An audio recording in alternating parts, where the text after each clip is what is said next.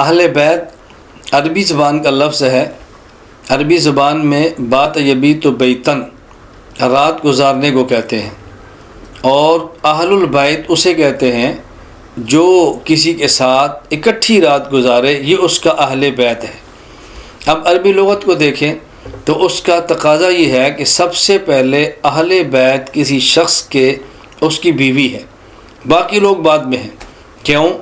واحد ایک بیوی ہے جو اپنے شوہر کے ساتھ ہمیشہ رات گزارنے کے لیے ایک جگہ کا انتخاب کرتی ہے۔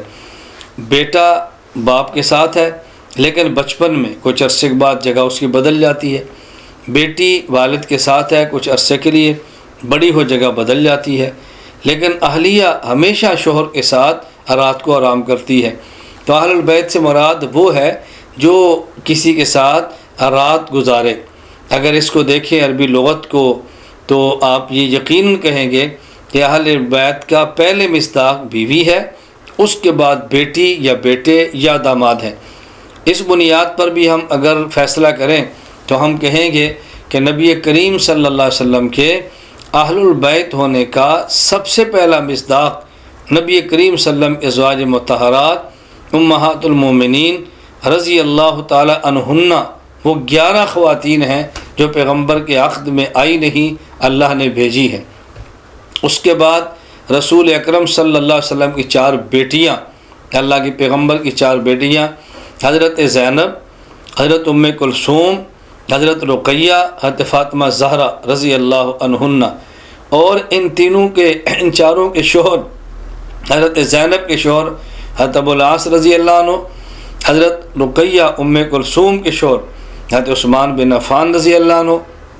یہ تو آپ کے علم میں ہے کہ رسول اللہ صلی اللہ علیہ وسلم نے اپنی بیٹی رقیہ کا نکاح حضرت عثمان سے کیا، جب وفات پا گئیں تو آپ نے بیٹی ام کلثوم کا نکاح حضرت عثمان سے کیا، اور یہ بھی فرمایا اگر میری 40 بیٹیاں ہوں اور یک بعد دیگر ایک کا انتقال ہو تو دوسری میں عثمان کے نکاح میں دیتا رہوں۔ چوتھی بیٹی حضرت فاطمہ الزہرا حضرت علی رضی اللہ تعالیٰ عنہ کے نکاح میں آئی ہیں۔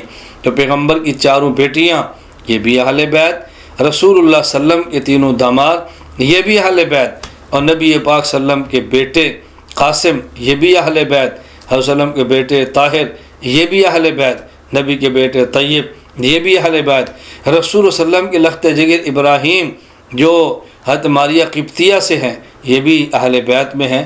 تو نبی پاک صلی اللہ علیہ وسلم کے بیٹے، روایات مختلف ہیں لیکن زیادہ تر ترجیح اسی کو علماء نے دی ہے کہ آپ کے بیٹے قاسم تھے، اور ایک بیٹے کا نام طیب بھی تھا، طاہر بھی تھا، اور ایک بیٹا آپ کا ابراہیم ہے، حضرت ماریہ قبطیہ رضی اللہ تعالی عنہا کے وطن سے جو کہ آپ کی باندی ہیں۔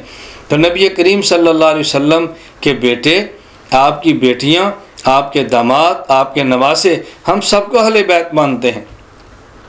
قرآن کریم نے اہل بیت کا خطاب سب سے پہلے ازواج مطہرات سے کیا ہے۔ انما یرید اللہ لیذہب عنکم الرجس اہل البیت ویطہرہم تطہیرا۔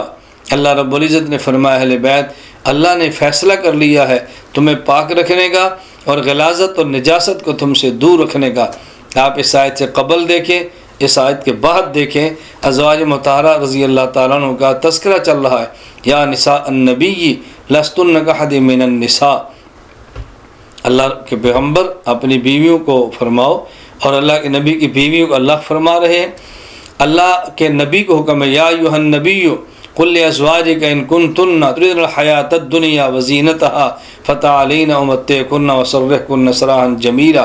یا نبی اپنی بیویوں سے فرماؤ، پہلے بھی ازواج بعد میں بھی ازواج، معلومات درمیان میں اہل بیت کا جو استعمال ہے وہ بھی ازواج مطہرات کے لیے ہے۔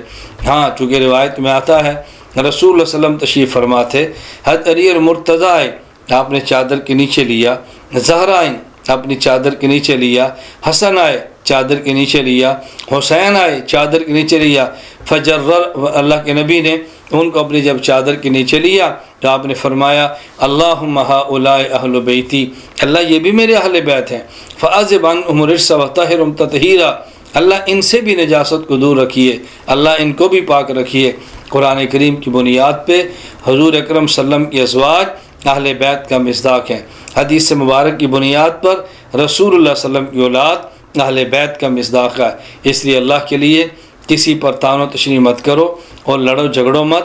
ازواج مطہرات کو بھی اہل بیت مانے اور پیغمبر کی اولاد کو بھی اہل بیت مانے، دونوں اہل بیت کا حصہ ہیں۔ اللہ ہم کو ان سے محبت عقیدت رکھنے کی توفیق عطا فرمائے۔